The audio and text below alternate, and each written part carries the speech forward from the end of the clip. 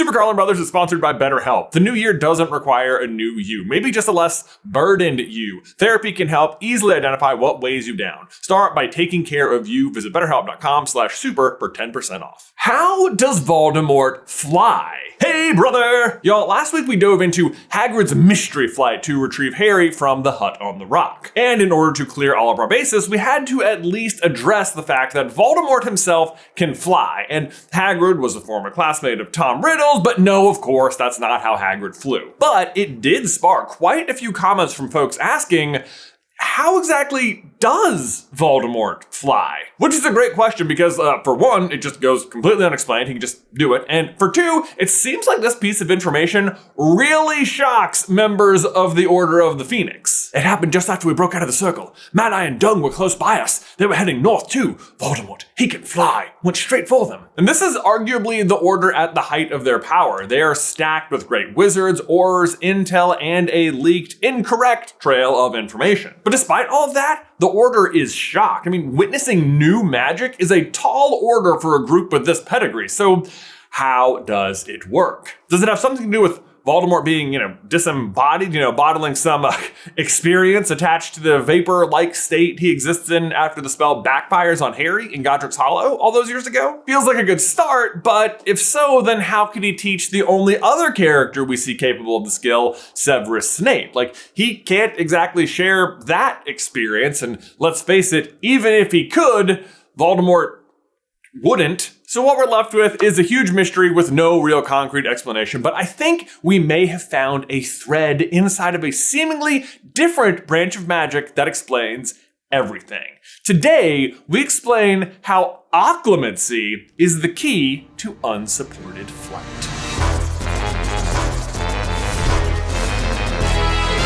Hey, brother!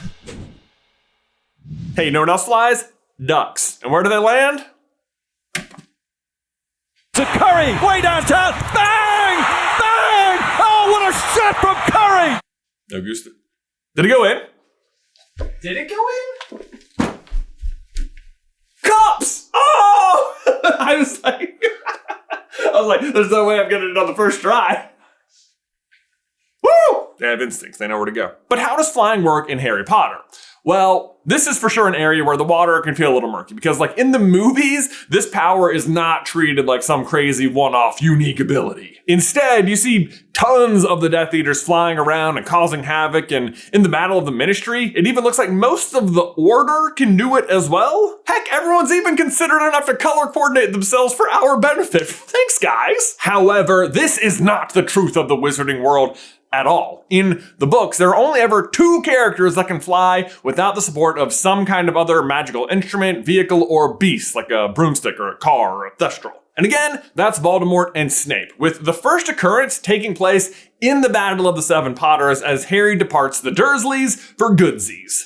I don't think you're a waste of space. It's what leads to the death of Mad-Eye Moody, and by all accounts is something the Order's reaction suggests was not something that they accounted for at all. And because there are other ways to fly, it's a unique opportunity to display Voldemort's exemplary power without actually making it relevant to defeating Harry. But how does it work? Well, the first thing we asked ourselves was why Voldemort even felt the need to develop this power. I mean, there are so many other ways to fly or quickly be transported from one place to another. Broomsticks, motorbikes, cars, like we mentioned, but then also, apparition, flu powder, port keys.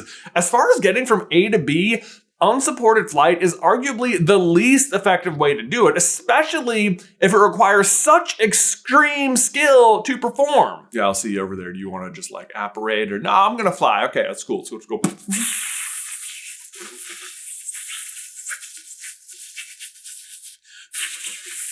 I'll be there in a jiffy. Oh, we're waiting to get seats until Voldemort gets here. I don't know. We all got here 3 minutes ago. Something about peanut butter?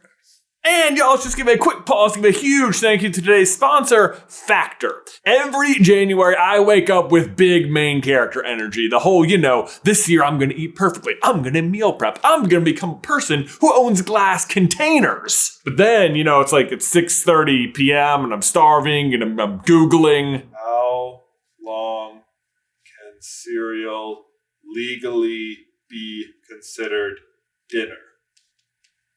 Turns out it's actually anywhere between midnight and 11:59 p.m. But you don't have to rely on that because Factor exists. Fully prepared meals designed by dietitians and cooked by actual chefs. So you can eat like your New Year's resolution self, without becoming a completely different human. Because here's the thing, sometimes your New Year's New Me initiative may revolve around eating healthier, but that can come with researching new recipes, shopping, chopping, and more. It can feel like a part-time job. But Factor has healthy, fresh, never frozen meals with over 100 rotating weekly options. My last box, I ordered the egg bites, and OM goodness, that is the way to start your day, folks, or should I say, yolks.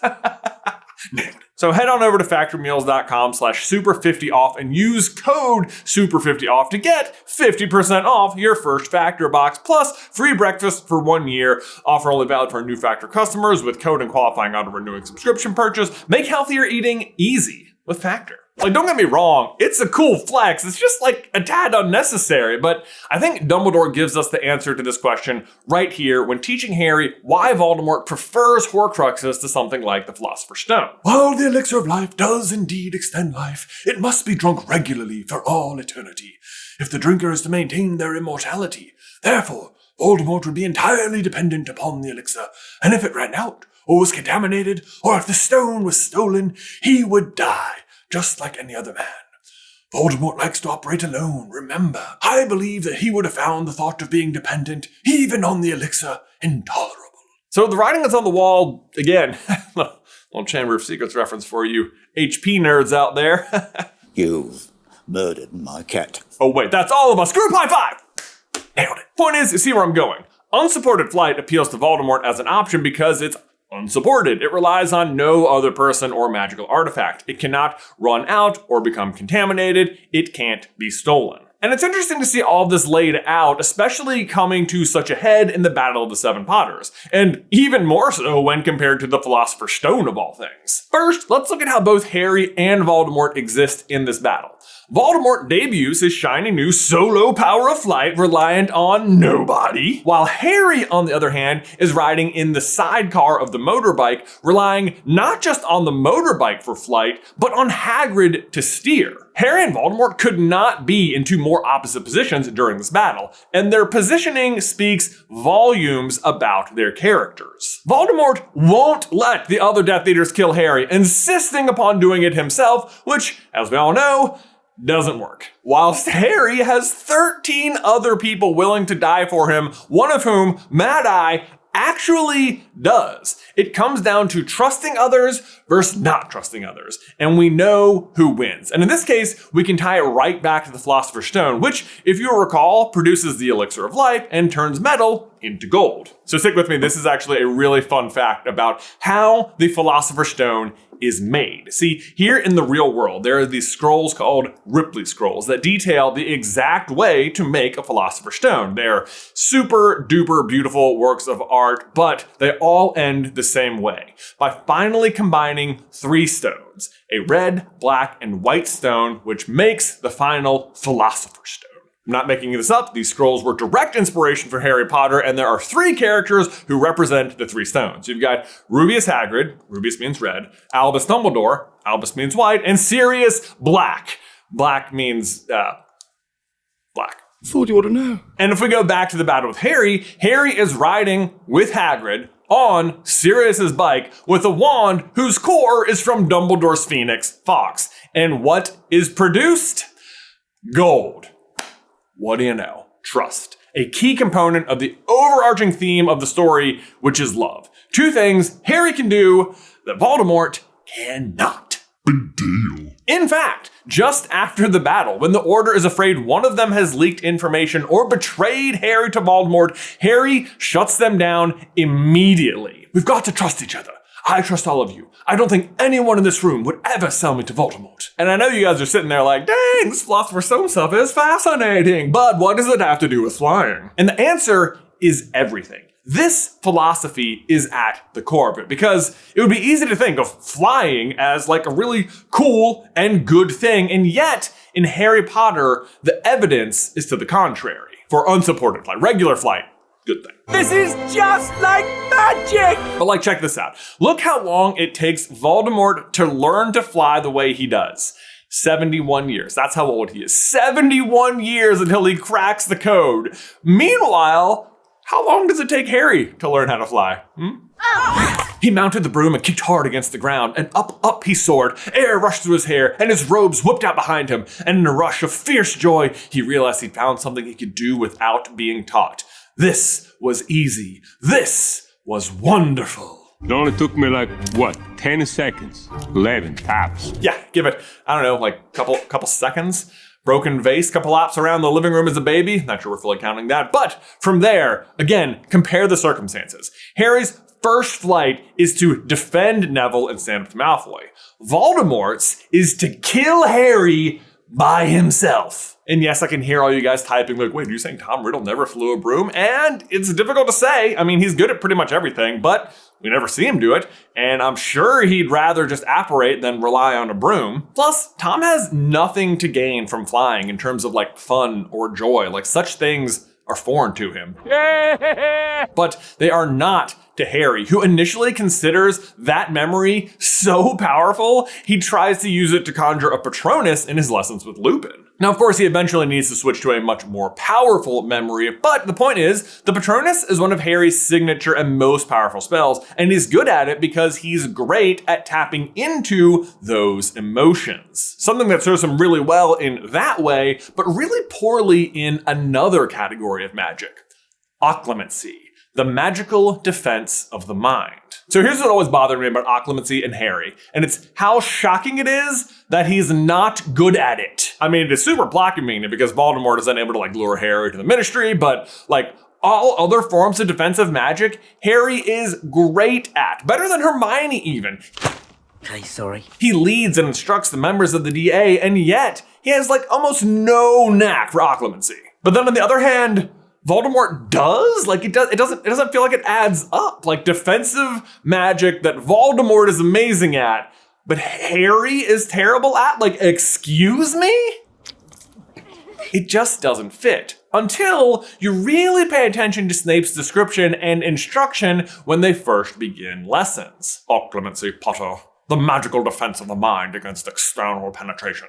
Clear your mind, Potter, said Snape's cold voice. Let go of all emotion. I told you to empty yourself of emotion. You ought to rid your mind of all emotion every night before sleep. Empty it, make it blank, and calm. You understand? Potter, listen up. I'm just messing with you. Do you see what we're getting at? Like, being good at Occlumency is being good at becoming emotionless, which is to say, have no feelings, care about nothing, have no attachments. And Voldemort is great at this because he cares about one thing and one thing only: himself. Harry, on the other hand, finds it nearly impossible to do this. But Harry's anger at Snape continued to pound through his veins like venom. Let go of his anger? He could as easily detach his legs. Funny you should say that, because you know who does easily detach his legs? Barty Crouch Jr. as Mad-Eye Moody, another great Occlumens. And take a look at this. Here's the list of the known Occlumens in the story, and you may notice a certain pattern. You've got Voldemort, Snape, Bellatrix, Malfoy, Slughorn, Grindelwald, and Dumbledore. Slughorn is of course included because of that one memory, and Dumbledore has his own trauma to hide from, but the rest are all dark wizards in some way, shape, or form. Because here's the truth. Occlumency is really just benefiting from good branding, calling itself defensive magic. But what it really is secrecy magic. Secrets are no fun. Secrets hurt someone. That's how they're using it. And notice again how the good guys have their own version of this magic.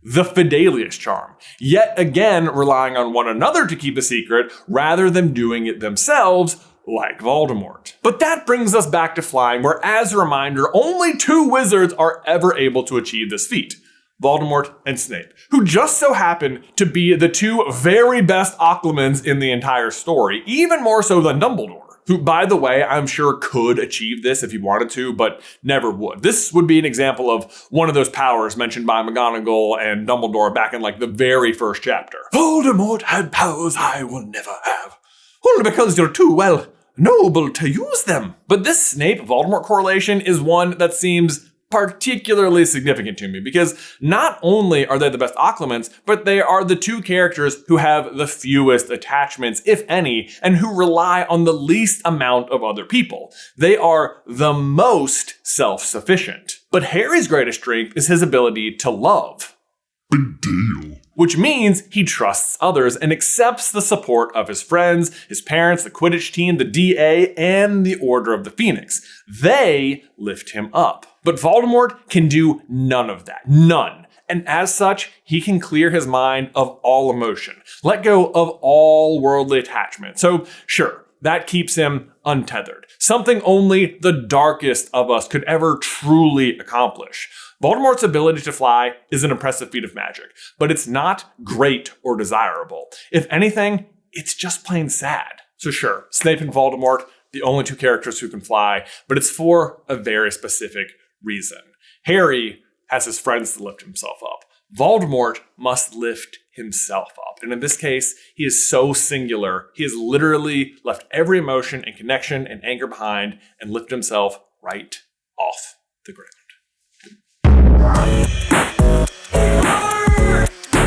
Guys, thank you so much for watching today's video. Don't forget to like and subscribe and ding that bell if you haven't already. If you want to see more about how Harry is the Philosopher's Stone, you can check out this video right here. But otherwise, until next time, remember, ducks go in cups.